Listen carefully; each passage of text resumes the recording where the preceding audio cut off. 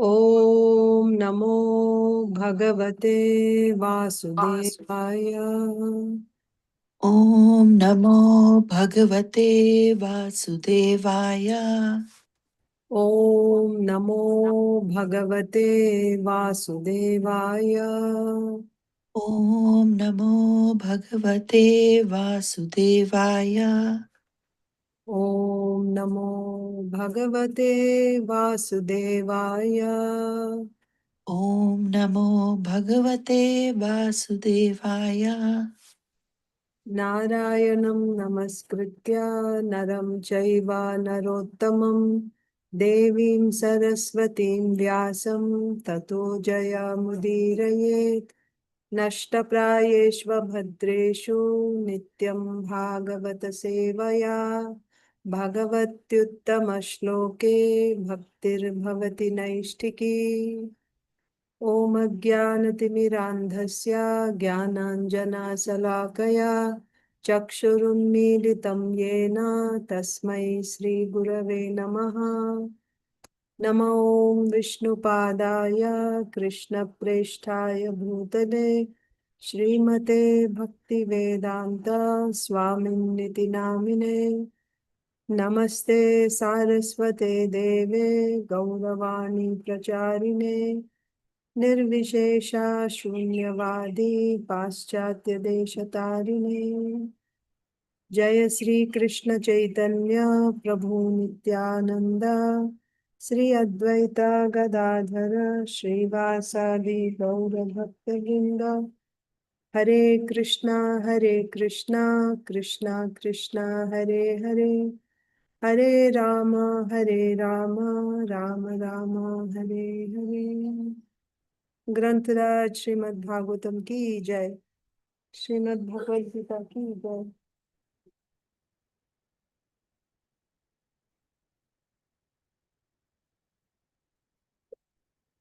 श्रील प्रभुपाद की जय, समवेत गौर भक्त वृंद की जय। हरे Krishna, dear devotees, I welcome you all to our Srimad Bhagavatam for All session. Today is April 7th, 2026, and we are reading from Srimad Bhagavatam, Canto 10, Chapter 8. Lord Krishna shows the universal form to his mother. And in that chapter, we have been reading about the name-giving ceremony of Krishna and Balaram by Garga Muni. So, after giving means uttering, because you cannot give, you cannot give names to the Lord. His names are already there. So, Garga Muni just uttered the names of Lord Balaram and why he is known by those names. So principally there are three names: Rama, Bala, and Sankarshan. And we saw the reasons why his name, like why he has those names. Then about Krishna, Krishna and Sriman Vasudev, like this, two names were said. And after saying this, Garga Muni said, how many names can I count?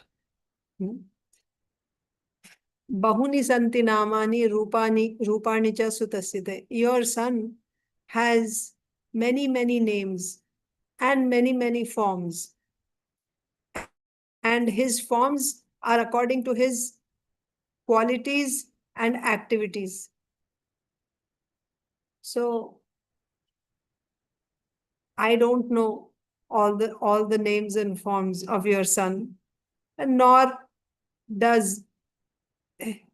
do anyone else knows. That means even his relatives or his people, right? So Tanyaham Veda no Janaha. Neither I know nor anyone else knows. That means even other devotees, nobody can know everything about the Lord, all his forms, like that. But if he said that nobody knows, I don't know, nobody knows, then Nanda Mahārāja would become disappointed, because Nanda Mahārāja is not seeing Krishna as the Supreme Lord. He's seeing Krishna as his son. So therefore, Gargamuni said, Tanyaham Veda. I know his names because I know astrology. So I know he has many, many names. I know them. But others don't know. Don't know. Ordinary people who are ignorant, right? Covered by avidya, they don't know all his names, but I know. Like that. So that would satisfy Nanda Mahārāja. So that's how he would understand. Nanda Mahārāja would understand that, oh, Gargamuni knows the names of my son, but others don't know. Like that. Then the next verse we will see today. I'll share the screen.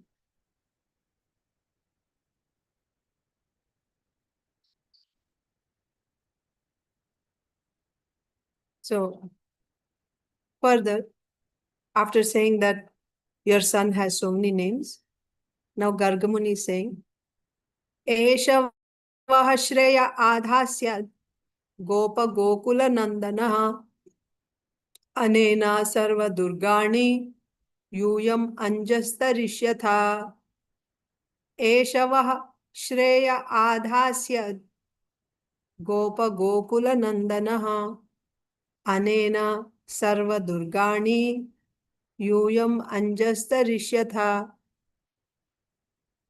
Esha means this. So Gargamuni is talking about Krishna. So this child, Esha, vaha śreya ādhāsyad. Ādhāsyad means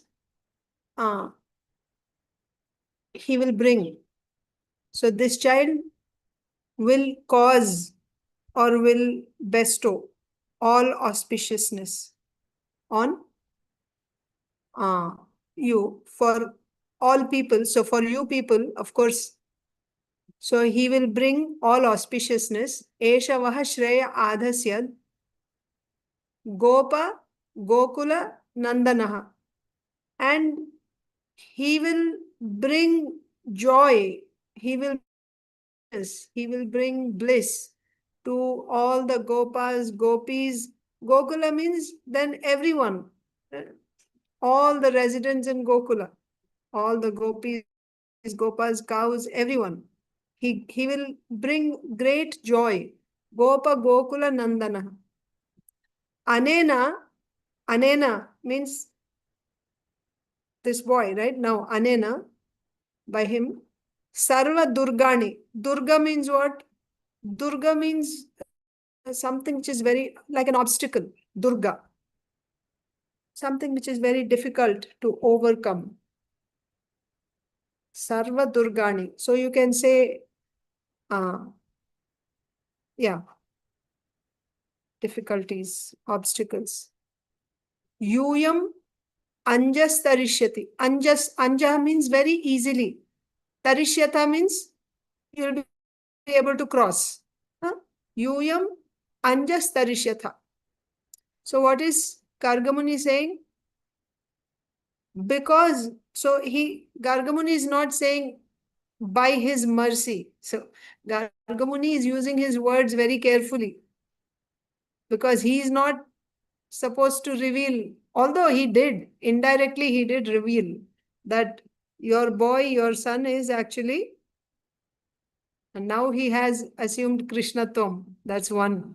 He's saying that he is actually the Supreme Lord, original personality of Godhead, Krishna. And also that previously he appeared as the son of Vasudeva. And also, Bahuni Santi Namani Rupani cha Sutasyate.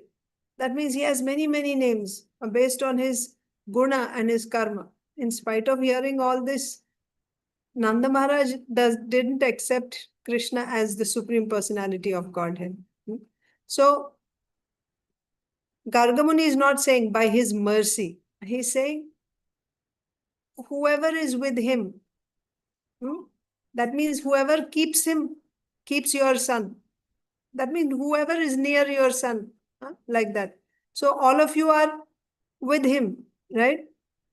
So, or whoever keeps your son close to him, like that. So, esha vah śreya ādhāsyad. So then to such people, all auspiciousness will come. Because of proximity with your child, because of keeping your child close to them, or because of being with your child, let's put it this way, because of being with your child, all auspiciousness will come to you. That means whoever is, that means whole Gokula, that's why it is said, gopa-gokula-nandanaḥ. That means not just Nanda Mahārāja, but entire Gokula, all the Vrajvasis, cows, gopis, gopas, he will bring great joy to them. Nandanaḥ means ananda. He gives great bliss to everyone. And he will bring auspiciousness, all auspiciousness, śreya. And not only that, so positive thing is being near your son, people will get all auspiciousness. All auspiciousness means you can say materially, right? Wealth, health, happiness, like that. In every way, prosperous, like that. All auspiciousness will come because of being with your son. And he will give great joy to entire Gokula, all the members, the Brajvasis, cows. He will bring great ananda, great bliss to them. And also now the other side, whatever obstacles one may have in life, whatever difficulties, extreme difficulties, one will very easily overcome those difficulties because of your boy. That means Gargamuni is not saying there won't be any difficulties. Obstacles will come, difficulties will come. But because of your son, all of you will be able to very easily cross over those difficulties. He's not saying difficulties will not come. He's saying even though difficulties come, very easily you'll be able to cross over those difficulties. So what are the different difficulties that came to the Brajvasis? Actually, we see this. Even the gopis, they say this to Krishna in the Rasa Panchadhyay. They're actually so after Krishna left the gopis, after initially meeting with them, and then he just disappeared. So at that time, searching and searching for Krishna, the gopis, actually they found Srimati Radharani also. Then together, all of them were sitting on the bank of Yamuna, and their condition was like they were lifeless, as if their life had left them. And also they were as if nothing was left with them. They lost everything, right? They were poverty stricken and they had no life in them.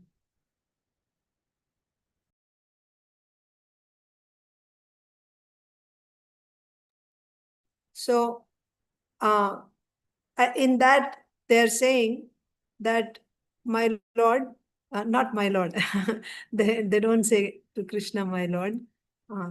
So they said that, oh, greatest of personalities.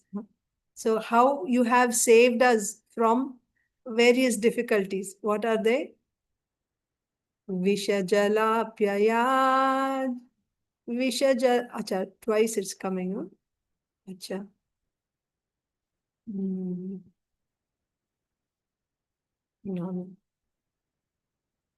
1 second.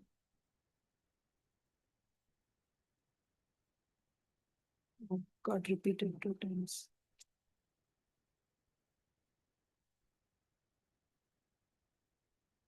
Okay.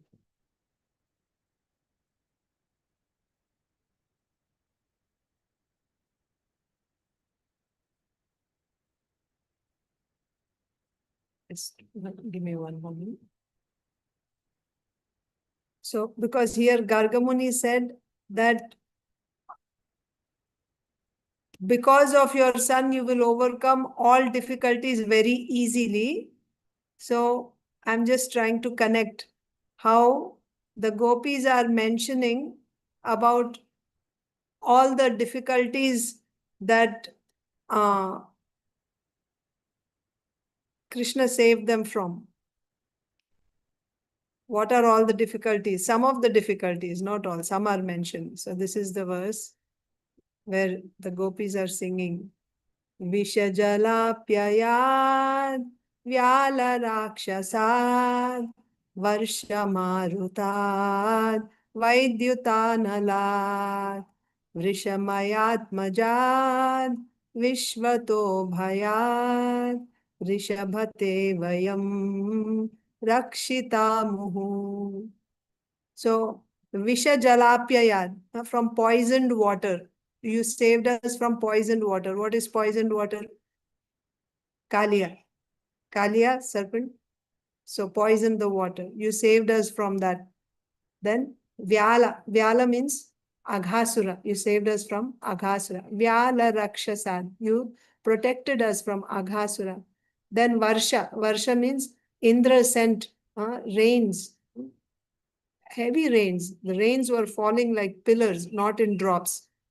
These rains were coming from Samvartaka clouds, complete inundation. So this was sent by Indra for 7 days, and Krishna saved them by lifting the Govardhan hill. Then Marutad means wind, the tornado, Trinavarta. You saved us from Trinavarta. Vaidyutānalat. Vaidyutānalat means Vidyut means by the thunderstorms sent by Indra. You saved us from that. And also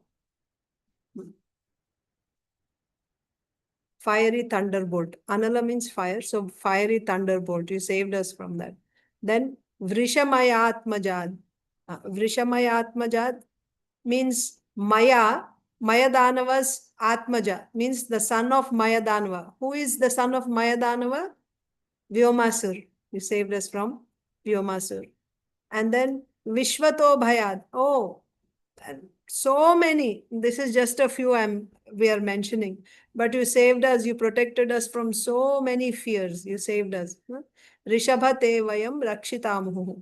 Rishabha means Arishtasur. So these are just a few from which from the difficulties that you saved us from. So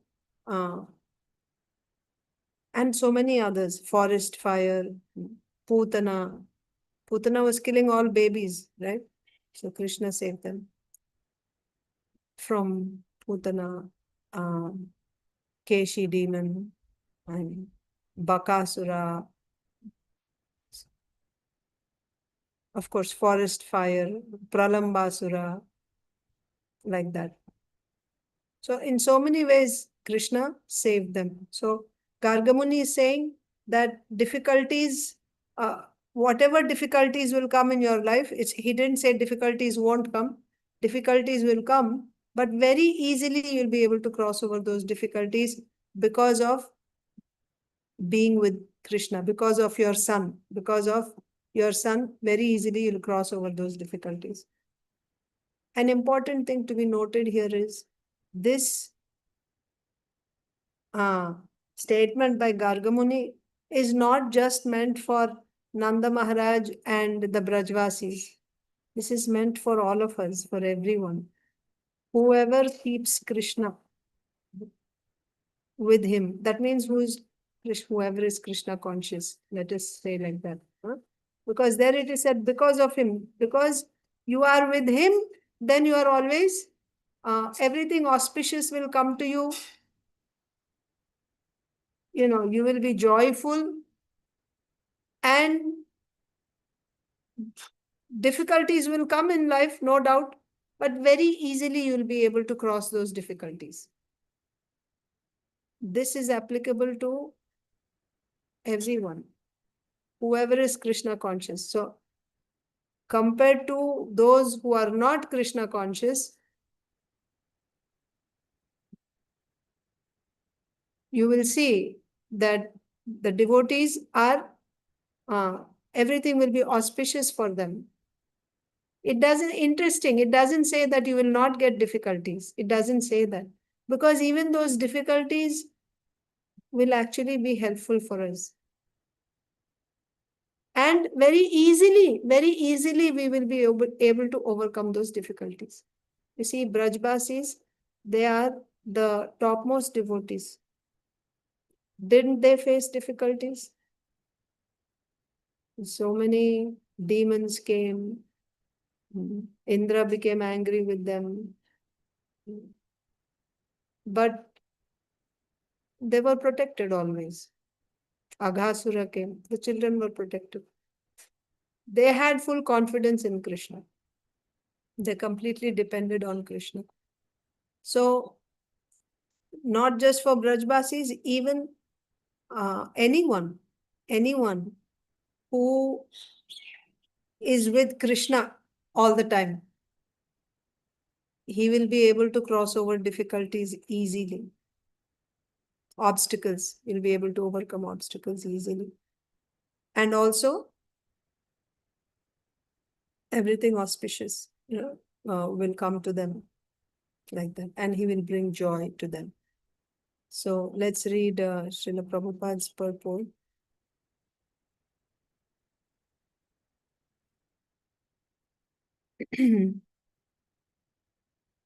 Eshava śreya ādhāsyad gopa-gokula-nandanaḥ anena sarva-durgāṇi yūyam añjas tariṣyati.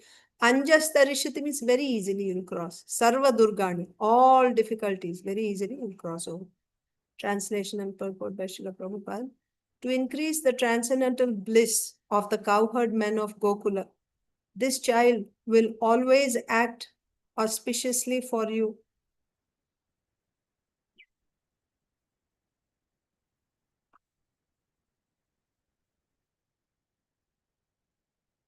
To increase the transcendental bliss of the cowherd men of Gokula, this child will always act auspiciously for you. And by his grace only, you will surpass all difficulties. Purport. For the cowherd men, the cows, for the cowherd men and the cows, Krishna is the supreme friend. Therefore, he is worshipped by the prayer, Namo Brahmanya Devaya Go Brahmana Hitaya. Brahmanya Devaya, he is Lord of the Brahmanas. Go Brahmana Hitaya, well-wisher of the cows and the Brahmanas. Brahmanya Devaya means he is the Lord of the Brahmanas. That means he gives great, he gives, the Brahmanas are dear to him. He is the Lord of the Brahmanas and the Brahmanas are dear to him. Namo Brahmanya Devaya. Brahmanya Devaya. He gives a special place to the Brahmanas. Brahmanya Devaya. Namo Brahmanya Devaya. Go Brahmana Hitaya. He is the well-wisher of the cows and the Brahmanas.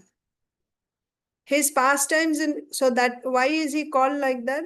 Why this mantra? Therefore, his word, that means to say that for the cows, Krishna is the supreme friend, right? And Krishna is the well-wisher of the cows, like that. So that's why he is worshipped by this prayer. Namo Brahmanya Devaya Go Brahmana Hitaya. His pastimes in Gokula, his dham, are always favorable to the Brahmanas and the cows. His pastimes are favorable to the Brahmanas and cows. And that's the case in a proper Varnashrama society. Varnashrama, when you say Daiva Varnashram society, it means a society where Brahminical culture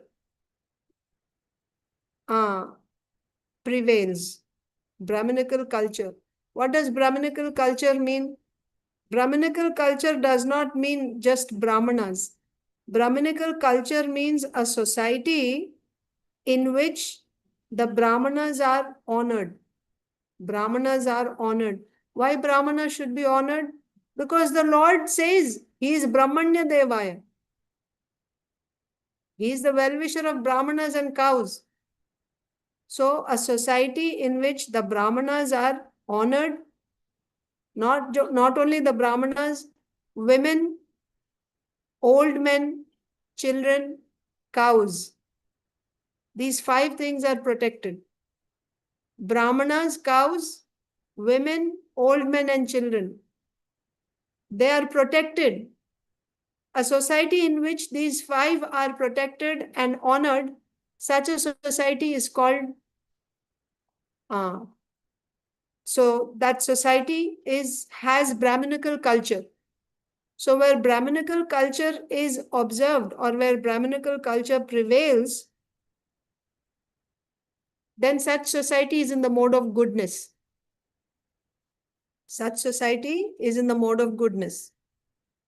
You see, we know that Brahmana's body is in goodness. Kshatriya's body is in passion. Vaishya's body is in passion and ignorance. Shudra's body is in ignorance. Okay, one more time. Brahmana's body is in goodness. Kshatriya's body is made of passion. Vaishya's body is made of passion and ignorance. Shudra's body is made of ignorance. Okay. So when you say body, means both gross body and subtle body. That means his mind, intelligence, everything. Now,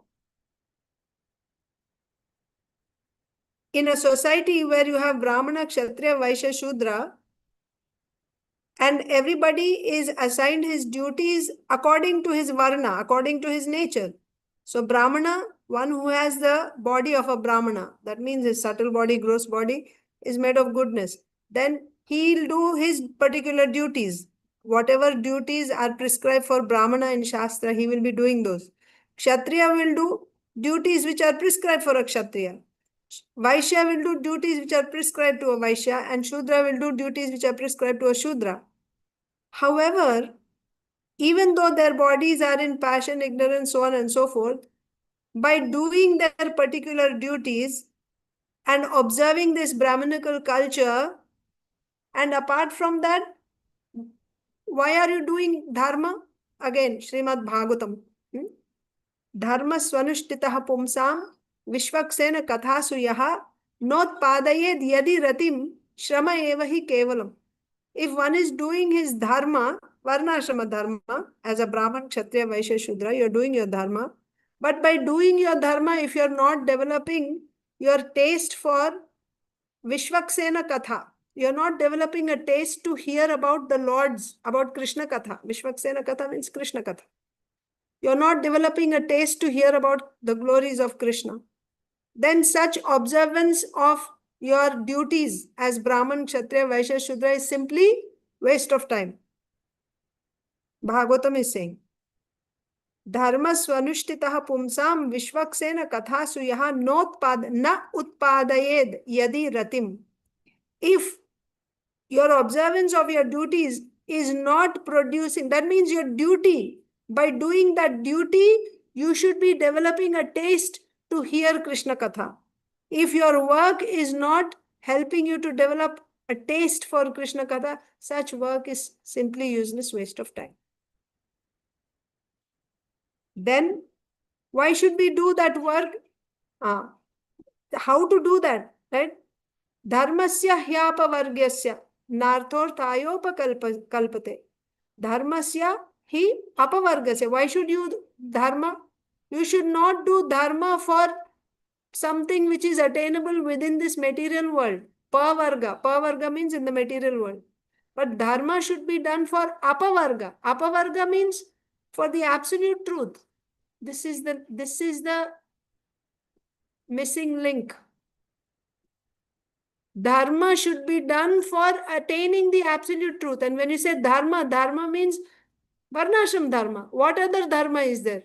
Dharma means varnashram dharma only. Then by doing this, why should you do your varnashram dharma? You should do varnashrama dharma for attaining the absolute truth. Dharmasya hi apavargasya narthorthayopakalpit. You should not do dharma for artha. You should not take up a job for salary or do any other profession because of the result that you're getting. Narthasya dharmai kantasya kamo labhaya hismritaha. That means, and when you get wealth, when you do some work, the wealth you will get. That wealth should not be used for sense gratification. That wealth should not be used for sense gratification. But then senses are there and there is need for senses. Yes, we have a stomach, it needs some food, like that. So there are senses and there is a need for the body. Eating, sleeping, mating, defending. These are the needs of the body. Then what should you do? Kamasya nendriya pritir labho jiveta yavata. So satisfaction of the senses, that means when whatever food you are giving to your senses, that means you give food to your mouth, you give something to your ears to hear, for your eyes to watch. So whatever, whatever needs of the senses you are fulfilling should not be for sense gratification. That means if I'm eating, it should not be for enjoyment. Kamasya na indriya pritiri. That means you're, feeding the senses should not be for the sake of sense gratification. Then why you should feed? Labho jiveta yavata. The purpose of feeding your senses should be just to live. Just to live. Live means to keep your soul and body together. For that purpose, you should accept. Then why should I live? Jivasya tattva jigyasa. You should live for inquiring about the absolute truth. So now you see that this is said in the very beginning of Srimad Bhagavatam. Why one should do our varnashrama dharma. Varnashrama dharma, if you are following, it should actually help you develop a taste for hearing the glories of the Lord. If that is not helping, varnashrama dharma is basic. There is no question of, okay, then I'll give up varnashrama dharma. If you give up varnashrama dharma, then what will you do? It's outside the boundary. If you give up varnashrama dharma, then what you will do is vikarma.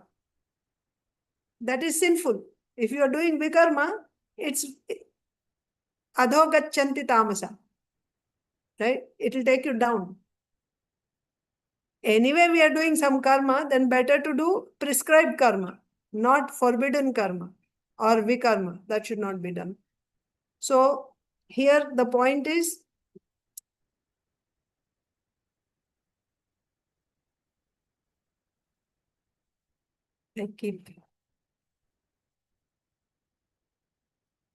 okay. So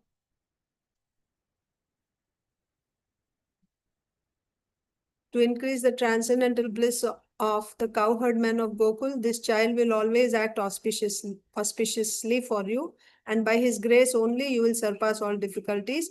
For the cowherd men and the cows, Krishna is the supreme friend. Therefore, he is worshipped by the prayer Namo Brahmanya Devaya Go Brahmana Hitaja. His pastimes in Gokula, his dham, are always favorable to Brahmanas and cows. Acha. So we are discussing favorable. His pastimes are favorable to Brahmanas and cows. So I was saying how in a proper society, as it is supposed to be, a Vedic society or a Varnashram society, cows are respected, cows are protected, Brahmanas are protected, women are protected, old men are protected, children are protected. And this is a Varnashrama society. So what I was trying to tell you was how by following this Varnashrama system, even though you have Brahman, Kshatriya, Vaishya, Shudra, everyone will be raised to the platform of the mode of goodness. That's my point. Yes, Brahmana is in goodness, Kshatriya is in passion, Vaishya is in mixed ignorance. But by following their duty. How should they do their duty? The way Bhagavatam is saying, dharma should not be done for artha. And whatever artha you get should not be used for sense gratification.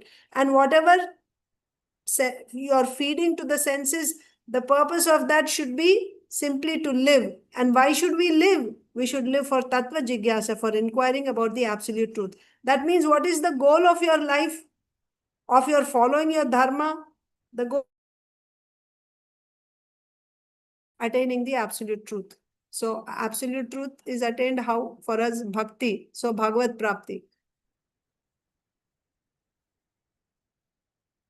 Like that, if everybody is doing his particular dharma, whether you are Brahman, Kshatriya, Vaishya, Shudra, directly from whichever position you are at, you are a Shudra, from Shudra you'll come to the mode of goodness.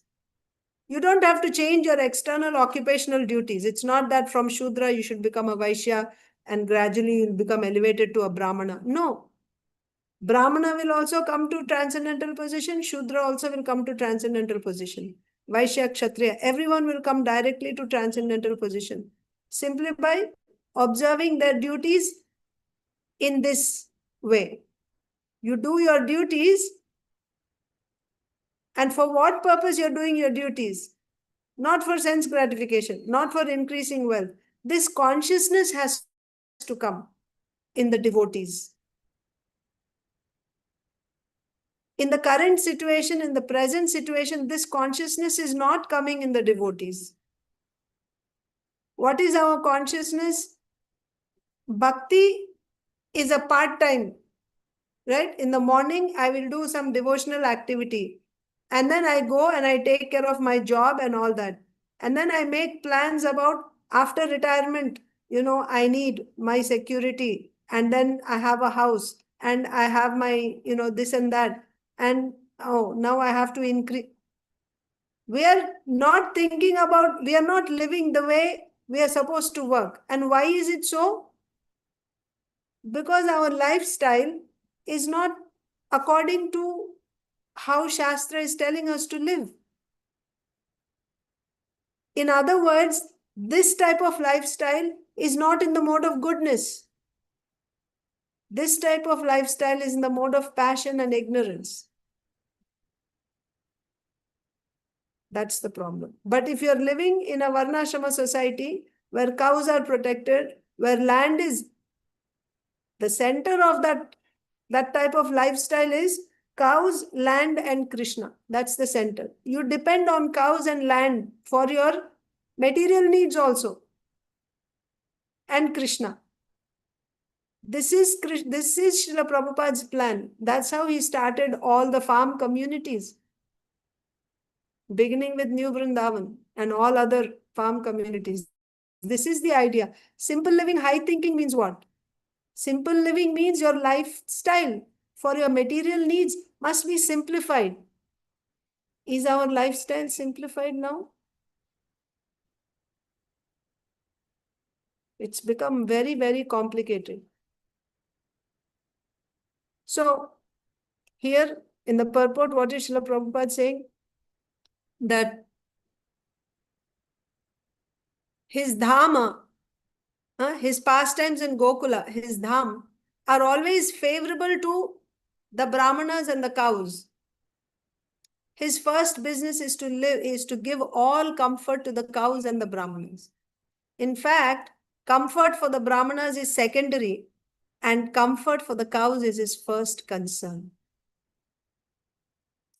Because of his presence, all people would overcome all difficulties and always be situated in transcendental bliss. Because in the verse it is said, gopa-gokula-nandanaḥ. He gives pleasure to gopas and Gokula. Gokula means where cows, that whole culture is centered around cows. The go means cows. Gopa means those who are protectors of cows. Gokula, right? That whole place is the land of the cows. Goloka, the planet of the cows. So cows are very dear to Krishna. His first business, even though Namo Brahmanya Devaya Go Brahmana Hitaya is said, so Srila Prabhupada is saying that his his pastimes are always favorable to brahmanas and cows. His first business is to give all comfort to the cows and brahmanas.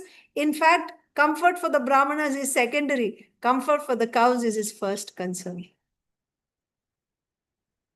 And because of his presence, all people would overcome all difficulties and always be situated in transcendental bliss. So I'll just see if there's any commentary by Srila Vishwanath Chakravarti Thakur.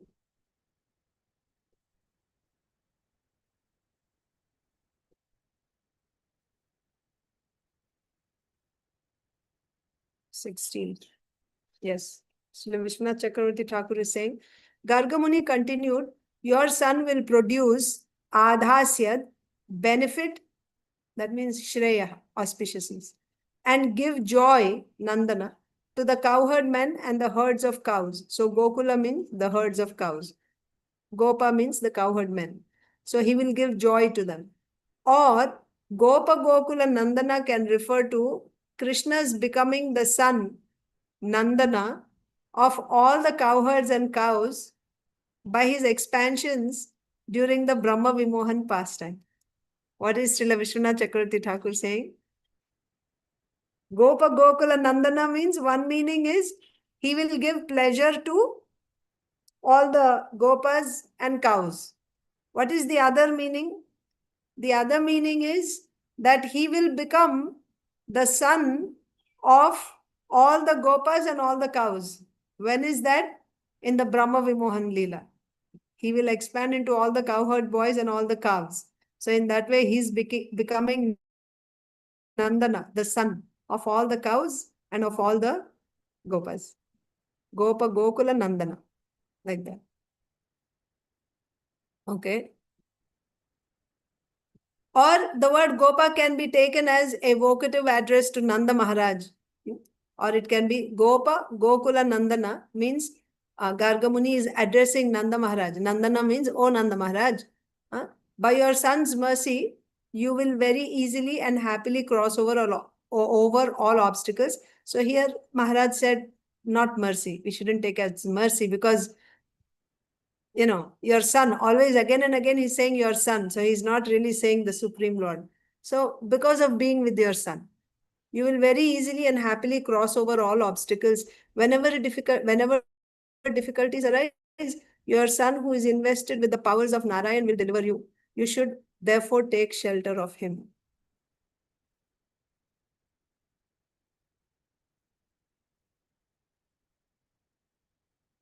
So whenever difficulties arise, your son who is invested with the powers of Narayan will deliver you.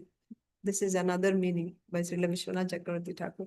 How he is going to, how by being with your son, you're able to overcome, because Nanda Mahārāja is not seeing Krishna as the Supreme Lord. Because of being with him, you will overcome all obstacles means what? We know that Krishna is the Supreme Lord and he killed all the demons.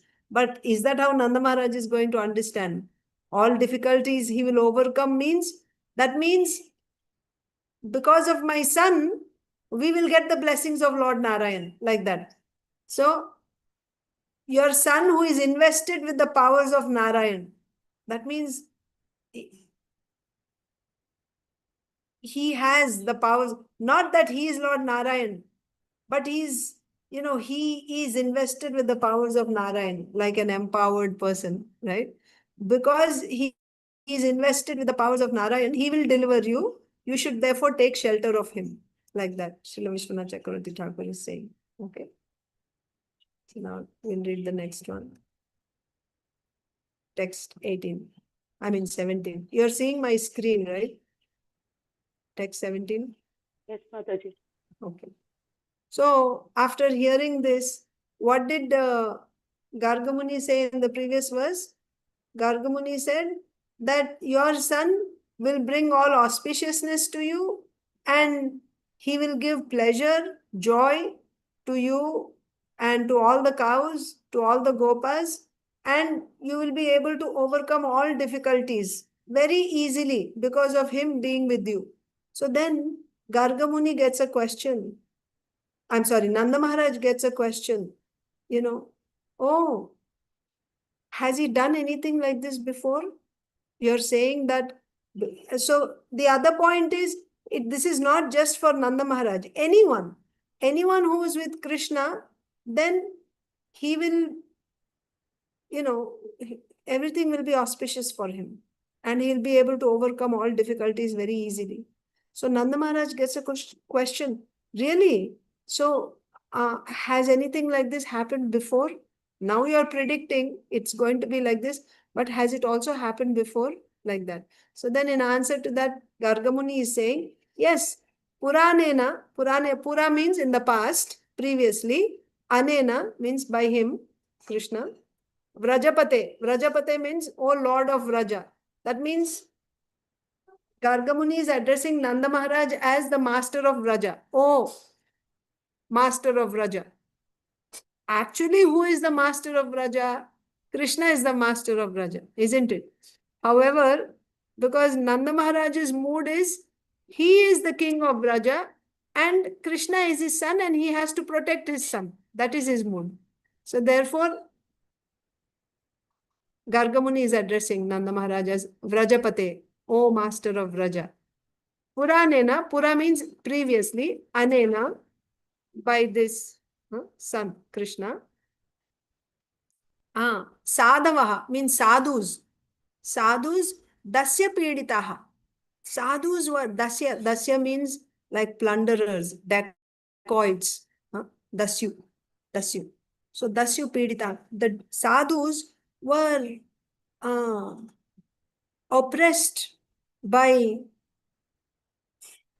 dacoits, plunderers, thieves, rogues.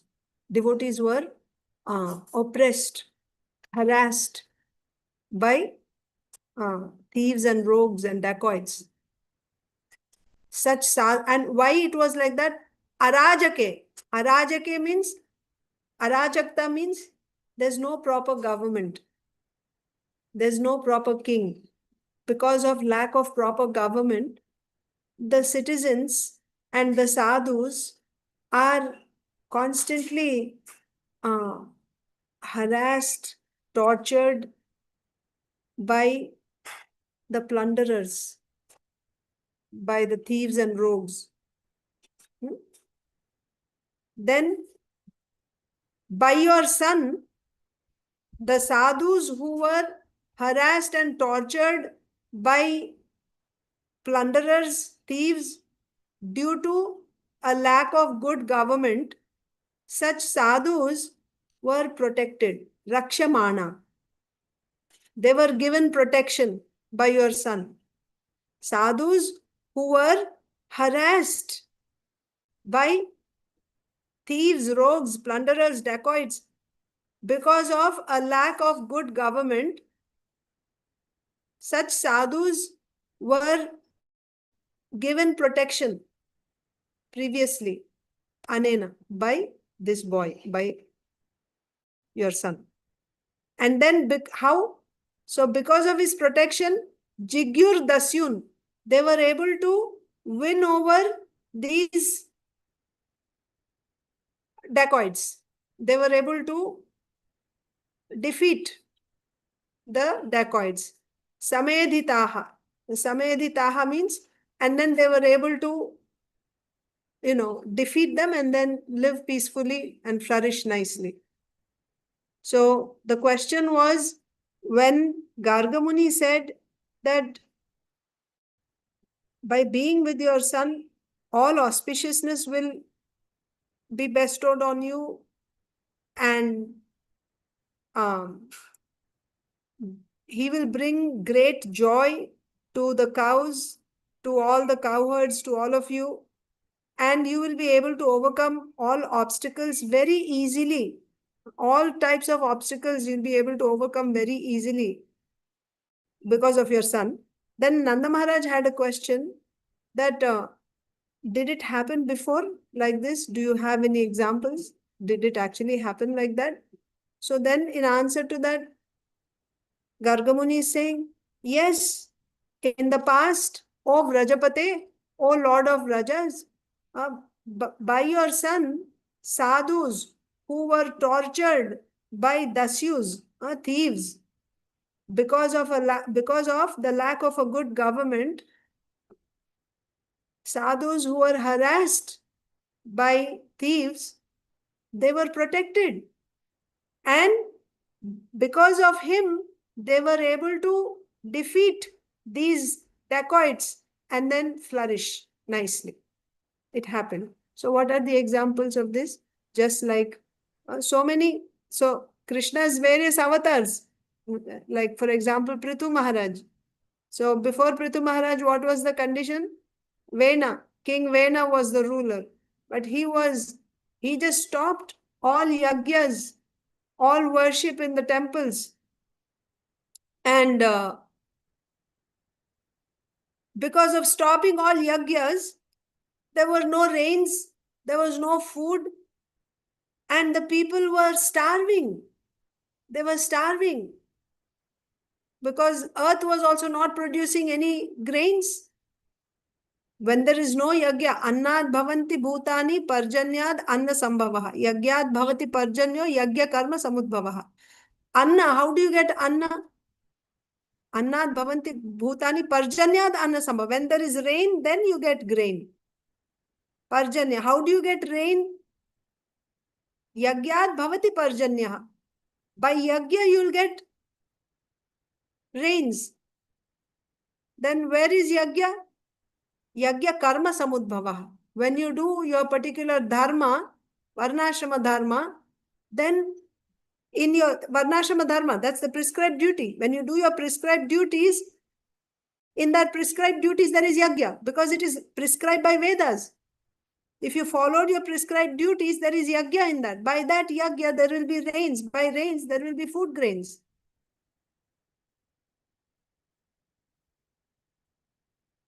So, Vena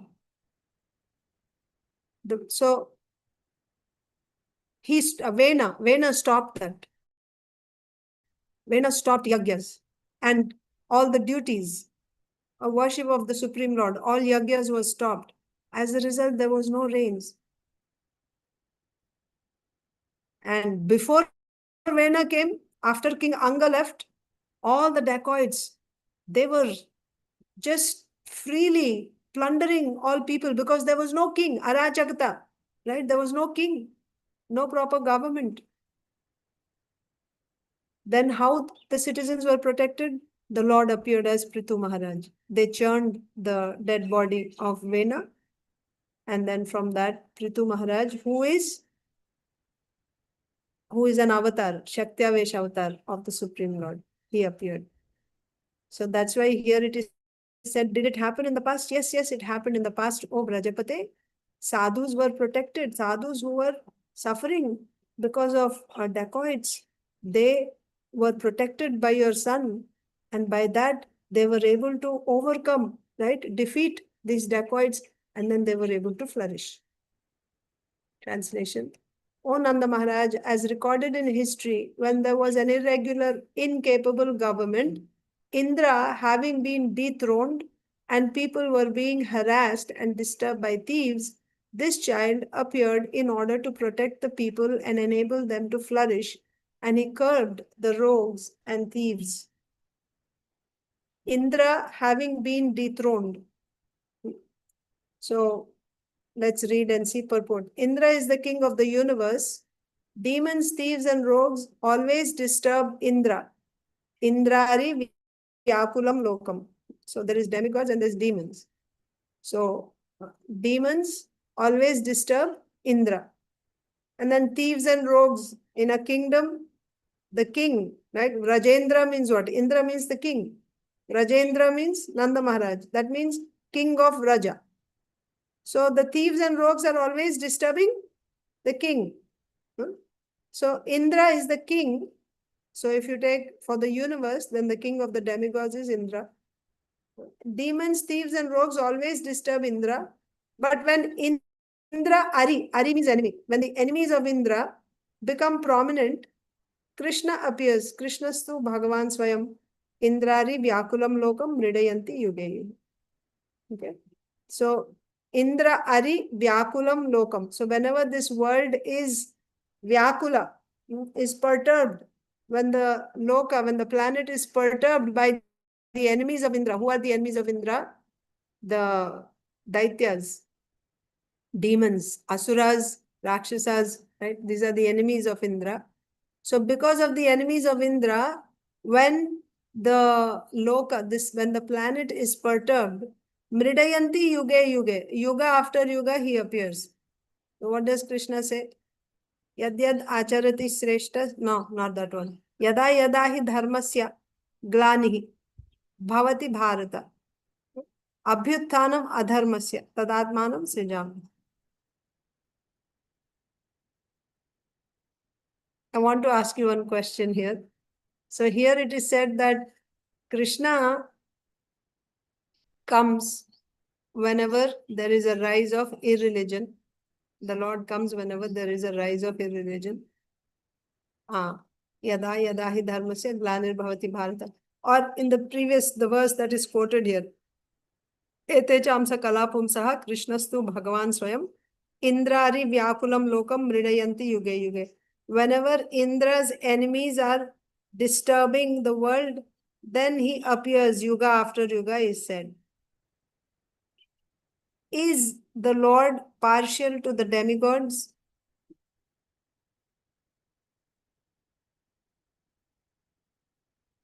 No, he is not. Because by killing them, he is stopping whatever, and he is also protecting the devotees. So he is doing two jobs at once. So, but is he on the side of the demigods all the time? Is he favoring the demigods all the time? When I say, is he partial? Is he favoring the demigods only all the time? Not all the time, but most time, because the devotees are dedicated to him. So Krishna has special affection for the devotees. Oh, so you're trying to say that all demigods are devotees? No, that's the reason Krishna comes in. Sometimes the demigods get into trouble. So is he always helping the demigods then? Is he always siding with the demigods? No, he's neutral. So is he also siding with the demons then? No, I don't think so, no. Okay. Quite confusing, sorry. No problem, Mataji. I'm just trying to make everyone think a little bit. That's all. I will explain in a minute. I'll see if anyone else. Yes, Mataji. Thank you. So does anyone he is has partial to devotees, Mataji. But he is partial to his devotees. That's okay. I'm asking about demigods and demons. Mataji, he's also helping them. Even if they get killed by them, they get liberated. That is what was told. So by Krishna killing demons, it is also helping them. That way, okay, they get liberation. But my point is, there is rakshasas, there is asuras, there is devatas. Okay? Is the Lord favoring one of these three? Like, is he favoring one group? Like, he's always favoring the devatas. Is it like that? No, not like that, because like that shloka, I don't know, like how much ever you go to him, that much he will do. So demons, how much ever they're thinking of Krishna, they're not thinking. So that much only he will do. So he's not partial to anybody. No. But we are not talking about demons. Don't think of the Lord. They don't think of the Lord. Rather, they see the Lord as their enemy. Acha, Priyanka Mataji is saying he is favoring dharma. Then what is dharma, Mataji? What would you say is dharma if he's favoring dharma? But I want to ask specifically about, because we see this question was asked by Yudhishthir Maharaj to Narad Muni in the 7th canto at the beginning. It appears that Krishna is partial to the demigods. Indrari vyakulam lokam mridayanti yuge yuge. Whenever Indra's enemies are causing some disturbance, he comes to kill them. He killed Hiranyakashipu. He killed Hiranyaksha. It looks like he's always killing the demons. So is he actually partial to the demigods? If we say he's partial to the demigods, is that the right statement? Yes, Prabhuji. Atulya Harinam Prabhu. Mataji, I was just thinking when Bali Maharaj surrendered everything and Krishna became his doorman in some loka, I don't remember. It appears here that he is also favoring the demon over the king of heaven, which is Indra, and he protected Prahalad. Is he protecting Bali Maharaj because he's a demon, or he's protecting Bali Maharaj because he's a devotee? He's a devotee, of course, yes. So here I'm not bringing the devotee point. I'm saying there's demons, there's demigods. Does he favor the demigods all the time? Is he partial to the demigods? So I remember hearing from Prabhupada once that when the Lord wants to increase sattva guna for the stability of the world, he appears to favor the demigods. It's not a personal bias. It's some kind of maintenance thing. It's similar to the government supporting its law abiding police force or something over a gang of gundas or something. Not because of personal likes, but to maintain order. This is what I have heard before. Yes.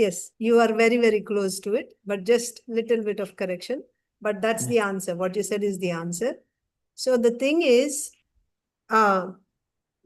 maintenance. Yes, it is for the sake of maintenance. Let me just show you. But I have a question after you explain, Mataji. Okay. Let me explain this first, because then I think our discussion will go somewhere else. I'll just say this point. It's an important point.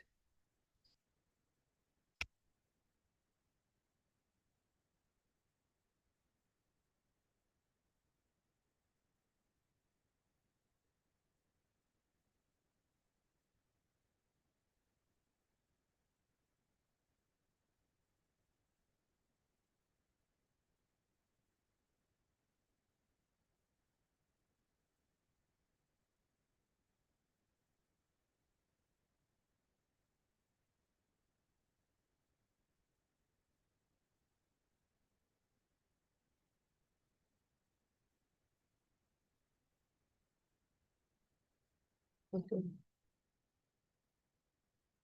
So my question was,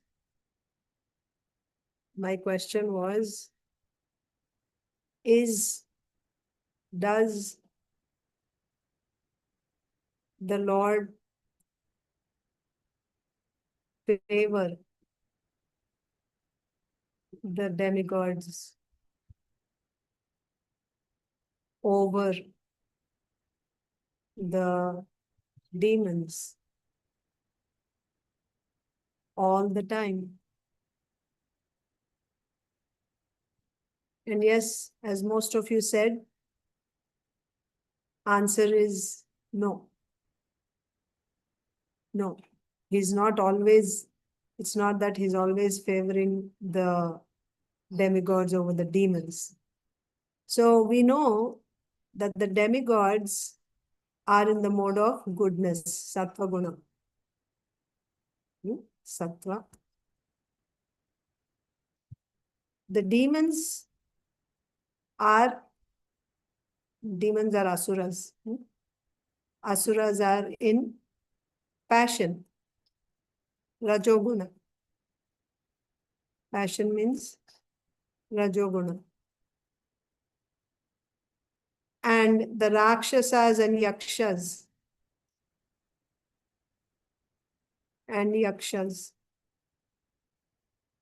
are in ignorance. Now, we have three deities. Who are the three deities for this creation? You have Lord Brahma, Lord Shiva, and Lord Vishnu. Lord Brahma does creation with Rajoguna. Lord Shiva does destruction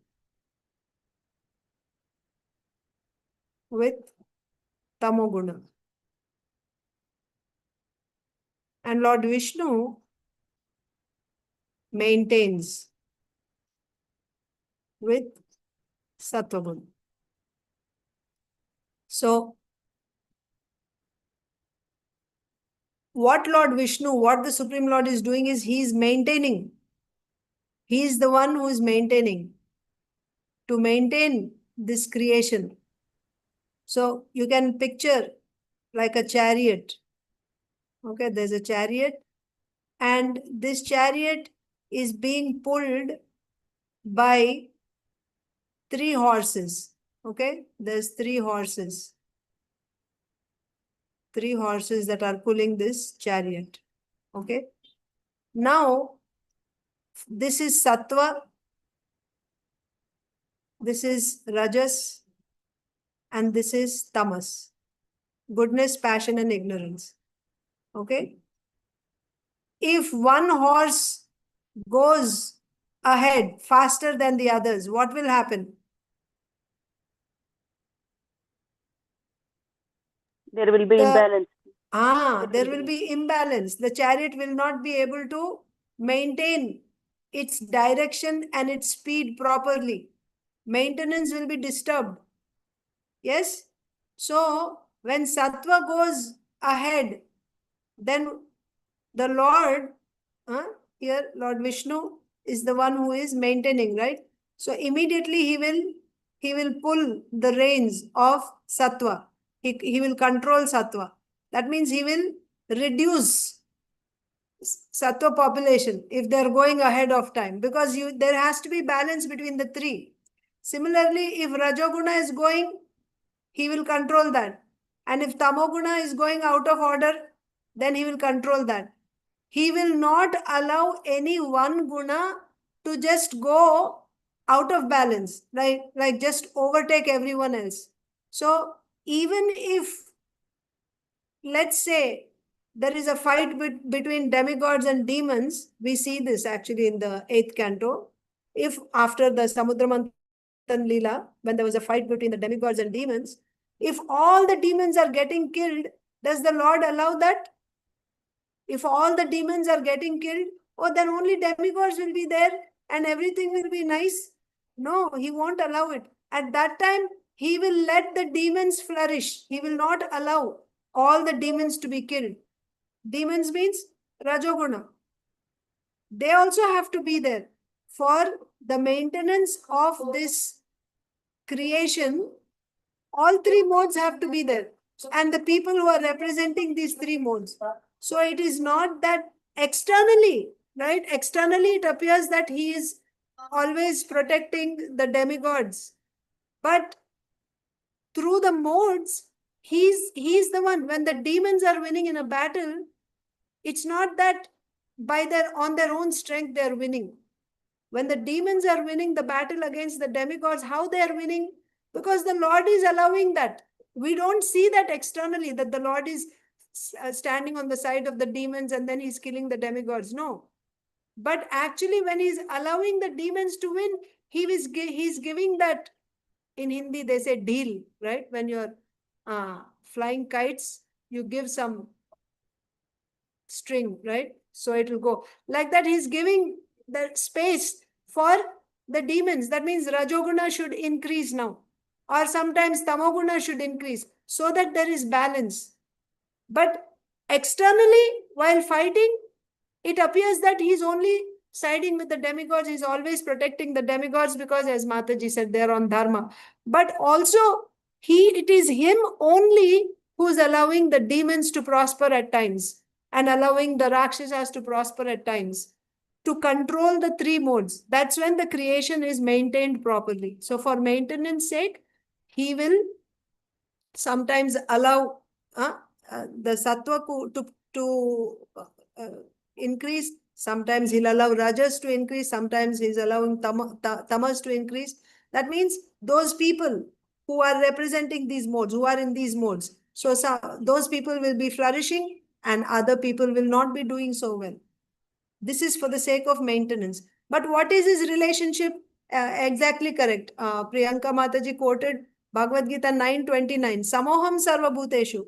But is he having any partiality for the demigods or for the demons or for the rakshasas?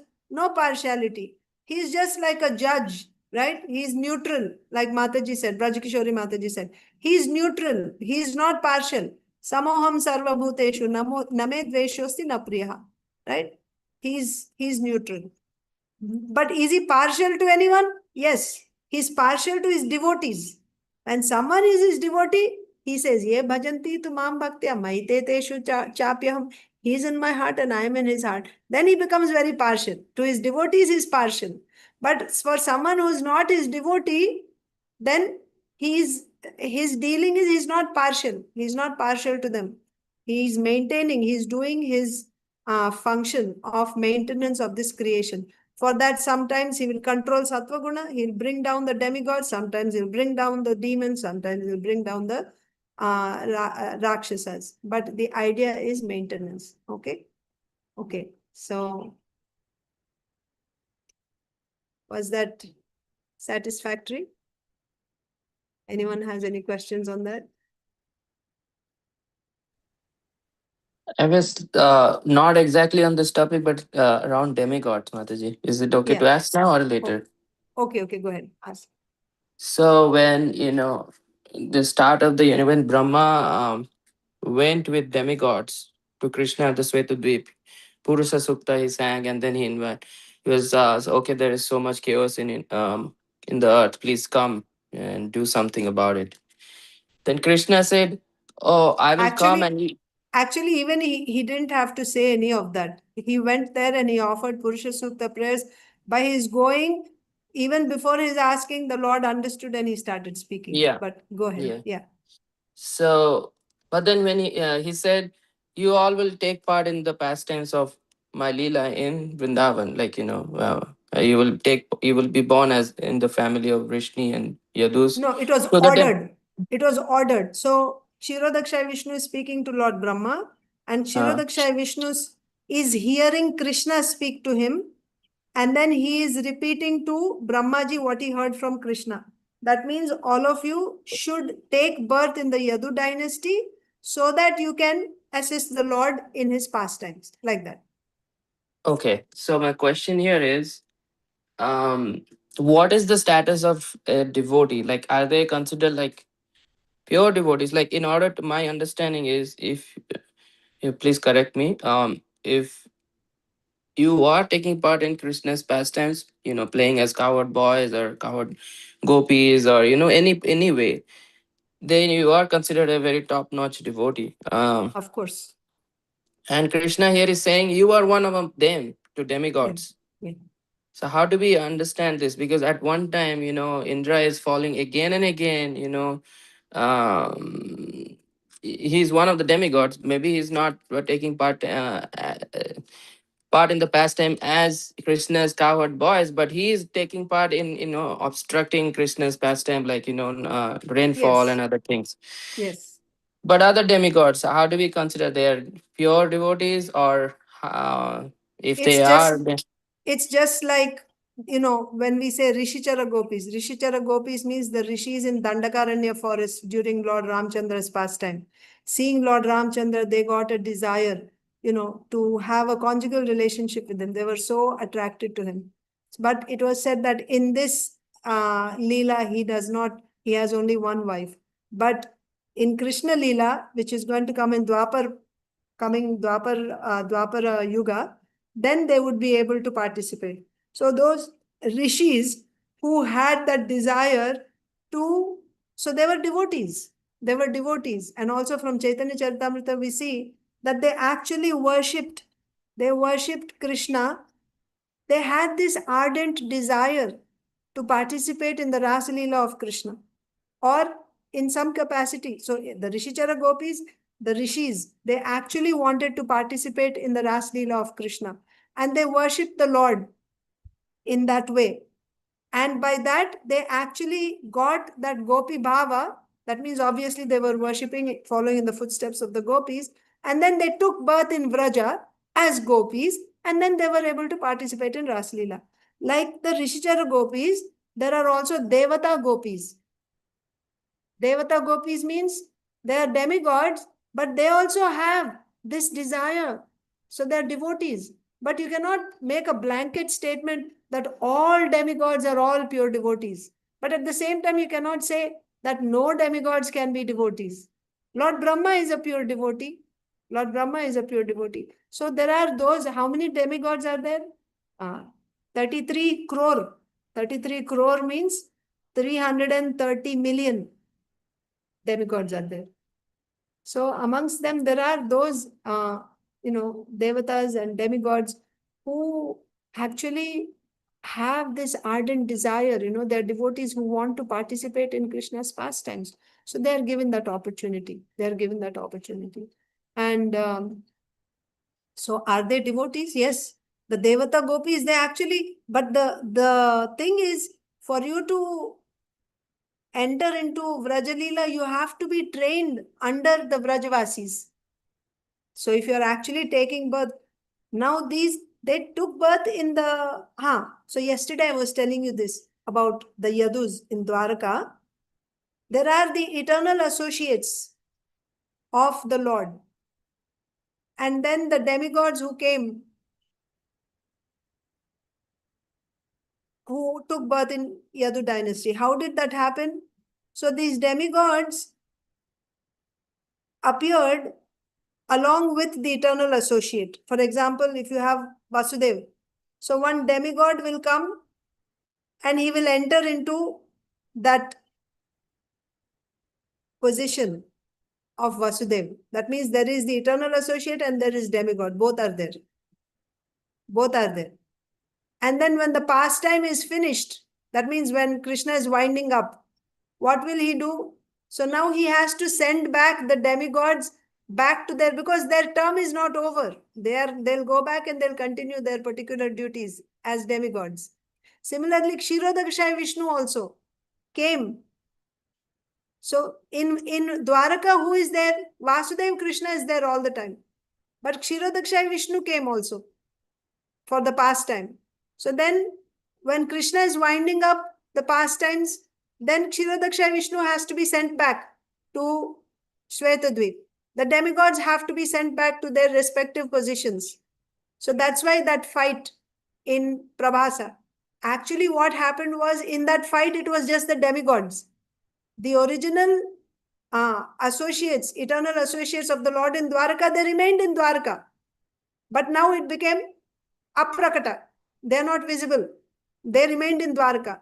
But the demigods, they came. But even the demigods fighting, it's not real. It is like Indrajala. Indrajala means like magic. It's like a make show. Actually, they were not fighting. It was just an excuse, a show to send them back to their respective positions. So, yeah. And if they actually participated in that, they participated in the Lord's Leela, means obviously they had that qualification. They had that desire to participate in the Lord's Leela. They were devotees. That's why they were given that opportunity. We should understand that. So there are 4 types of gopis: Rishichara gopis, Shrutichara gopis. Vedas also came as gopis. Then you have Devata gopis and you have Nitya Siddha gopis. 4 types of gopis. Like that.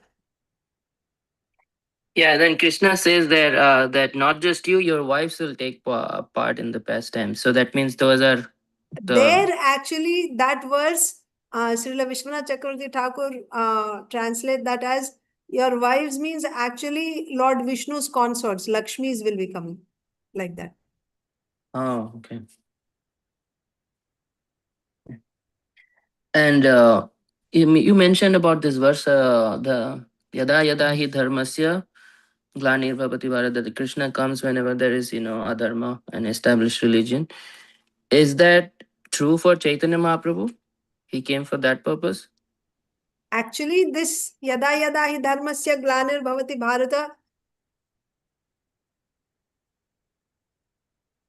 if you're talking about Krishna coming, Krishna, because you can take it that maintenance is done by Kshirodaksha Vishnu, establishing dharma, and just like I said just now, like satoguna, rajoguna, tamoguna, he's maintaining.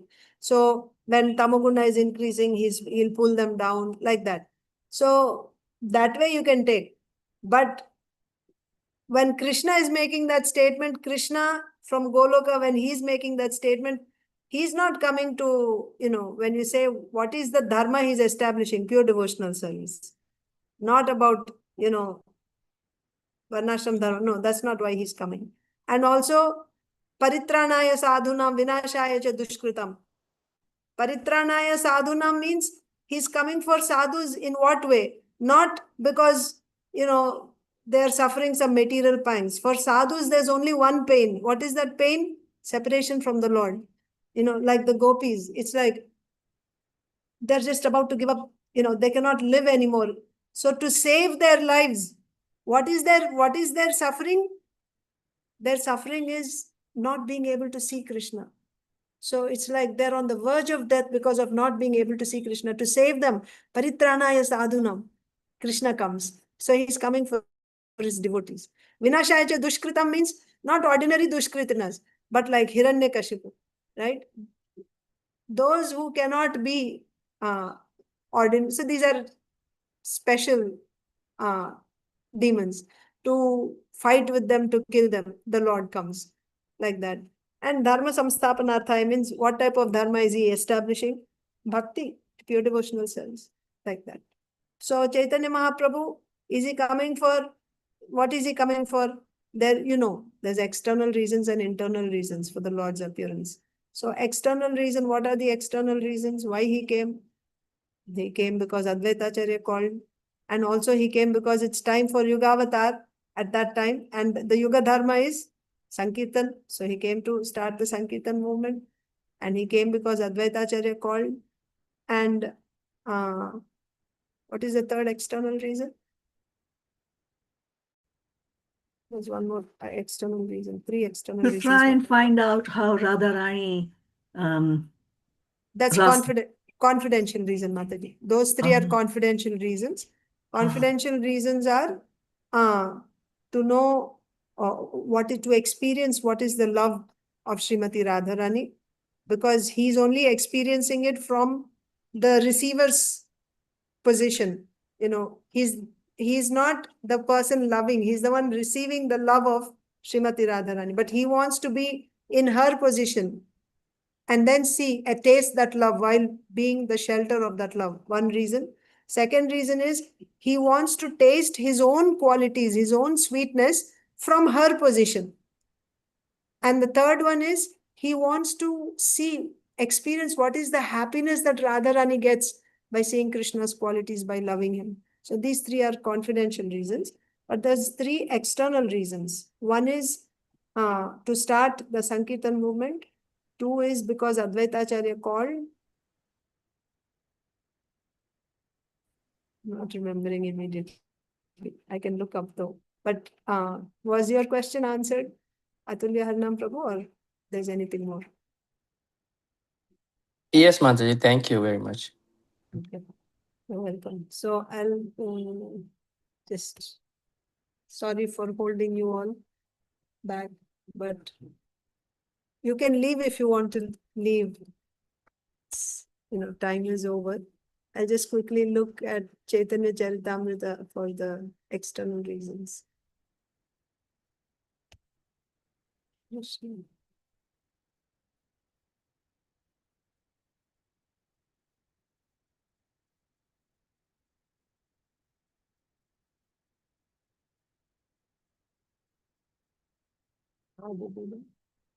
can actually share this screen while I'm looking up, so you will also see.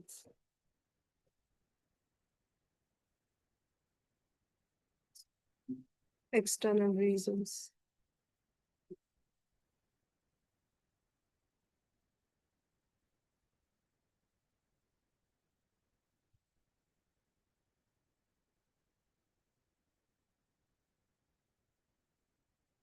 Advaitacharya.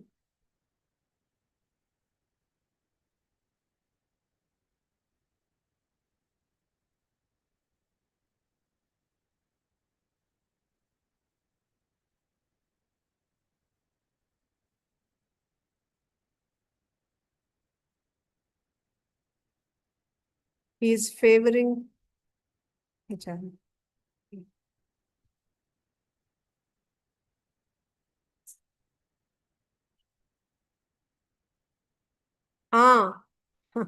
Yeah, Sankirtan movement is there, but the third reason is he wanted to give vraja prema. He wanted to give. So Sankirtan movement is there. Yoga Dharma is chanting the holy names of the Lord. But the third reason is he actually wanted to give vraja prema in this world through the Sankirtan. That's the thing. Like that. So, okay.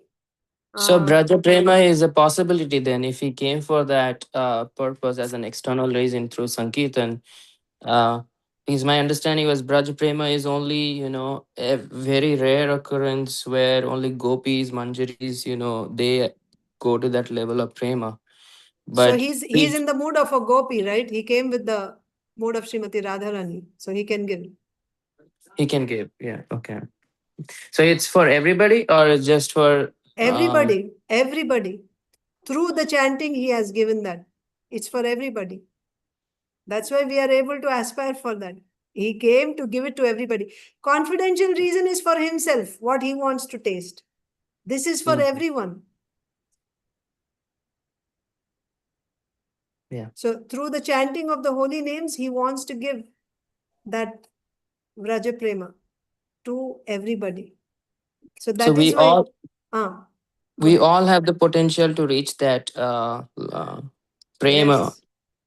Okay. Yeah. Especially after coming in this line, you've been given the seed from Srila Rupa Goswami. Srila Rupa Goswami is Rupa Manjari. So coming in that line, we've been given this seed. So everybody has that opportunity. Mataji, is this opportunity only available for our Gaudiya Vaishnava Sampradaya, or it's also available for Sri Sampradaya and other Sampradayas that are there? No, Gaudiya Vaishnava.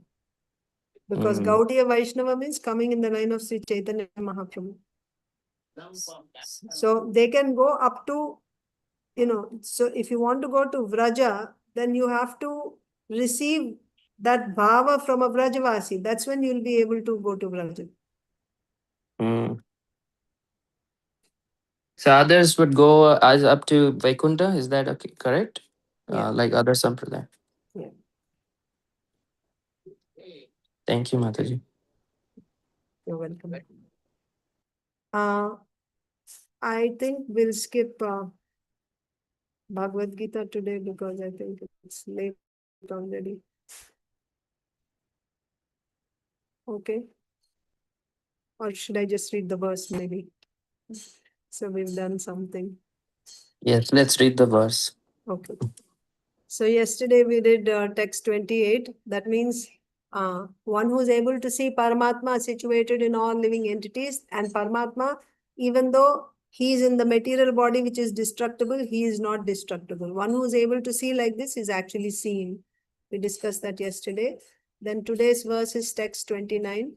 Samam pashyan hi sarvatra samavastitam ishwaram nahinas na hinastyatmanatmanam tato yati param gatim. Samam pashyan hi sarvatra, everywhere, equal vision. Samavastitam ishwaram, and he is situated everywhere, in everything as Paramatma. Nahinasti atmanatmanam tato yati. One who sees the super soul equally present everywhere in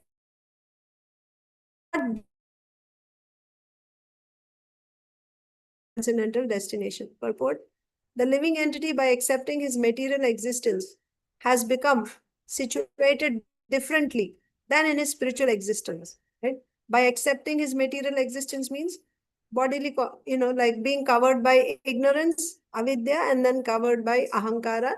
Now you identify with this body. So you have accepted material existence.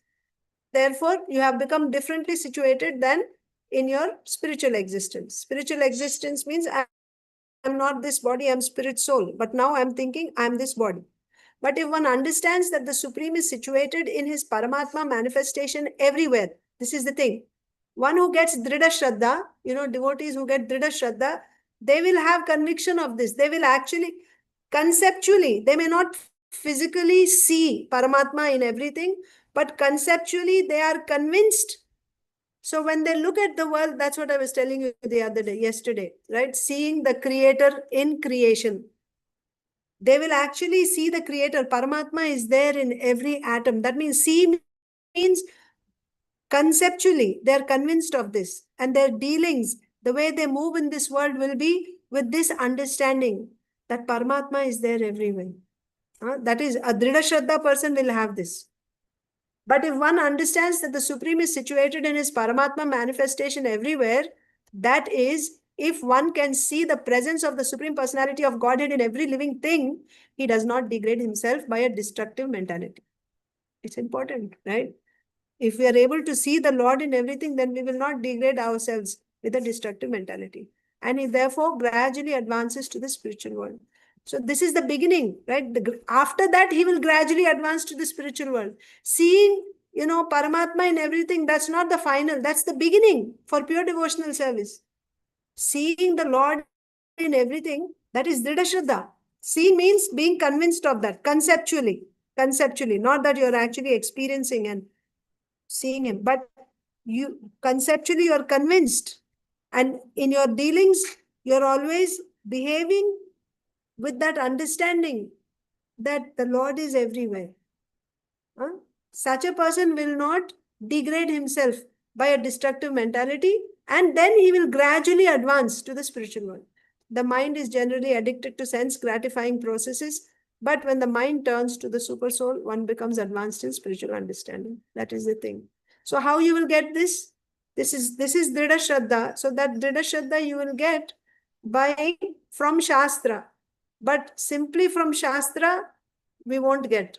We need combination. We will hear from Shastra, but we'll be able to accept that, believe in that when we get mercy from sadhu. So we need both mercy from sadhu and keep hearing from Shastra.